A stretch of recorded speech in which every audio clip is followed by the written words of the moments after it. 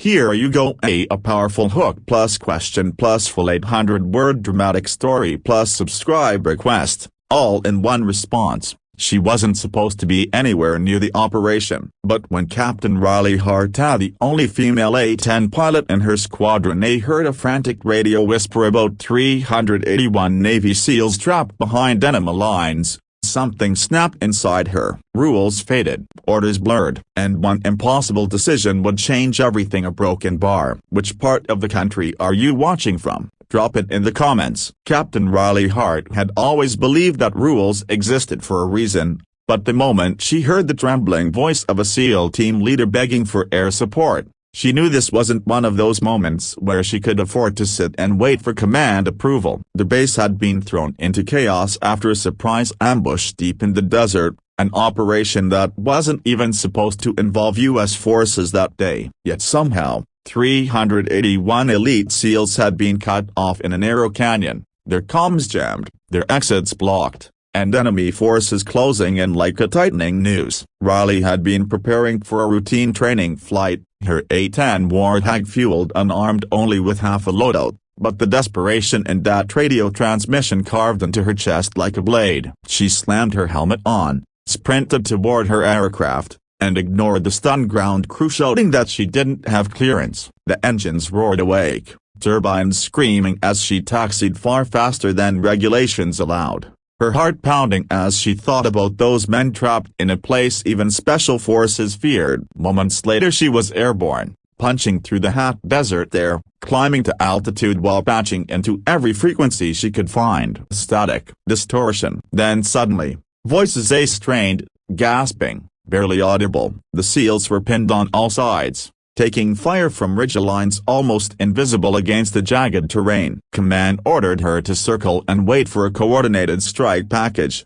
but she knew by the time backup arrived, the canyon would be a graveyard. Riley angled sharply, dropping altitude in a dive so steep it made the cockpit shudder. Terrain warnings flashed. She silenced them. She trusted her instincts more than the alarms. As she crested the final ridge, she saw the tiny figures scattered like dark pebbles across the canyon floor, gunfire erupting around them while enemy militants poured down both sides in waves. Her stomach clenched. She didn't have the normal payload to break an ambush this big, but she had the one thing the A-10 was legendary for, the Go-8, the cannon that turned steel into dust. She lined up the shot, voice steady. SEAL teams, mark your location with smoke if you can. I'm making a run. A hesitation crackled over the comms, a disbelief that someone had actually come. Then a small burst of orange rose from the ground. That was all she needed. Riley rolled into the attack, the Warthog screaming low through the canyon,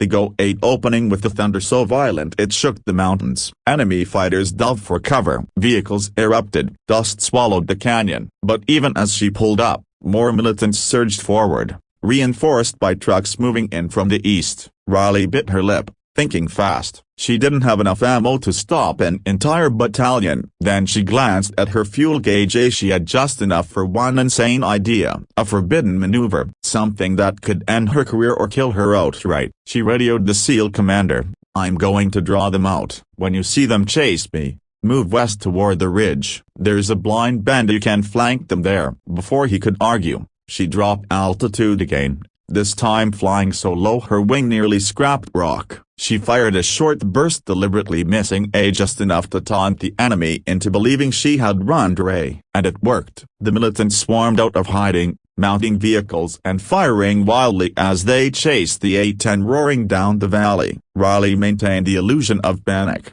allowing them to think they were driving her off. Then, at the exact moment she reached the canyon's end, she banked upward sharply and cut back across the terrain, looping behind them. The SEALs had repositioned exactly as she'd instructed. A brutal firefight erupted today, but now the enemy was exposed. Riley swept in again, unleashing the last of her ammo with surgical precision. Trucks flipped. Fighters scattered. The canyon shook under the final barrage. Silence fell, broken only by faint radio voices. Exhausted, relieved, alive. Command arrived 20 minutes later, furious that she had marched without orders, but their anger dissolved when they saw the numbers, 381 SEALs rescued. 0 fatalities. The canyon was littered with disabled enemy vehicles, yet Riley's A-10 had taken only minor hits. The commanding general confronted her on the tarmac, eyes blazing, then softening. "You disobeyed every rule in the book," he said quietly. "But if you hadn't a broken bar, we'd be writing letters home tonight." Riley simply nodded,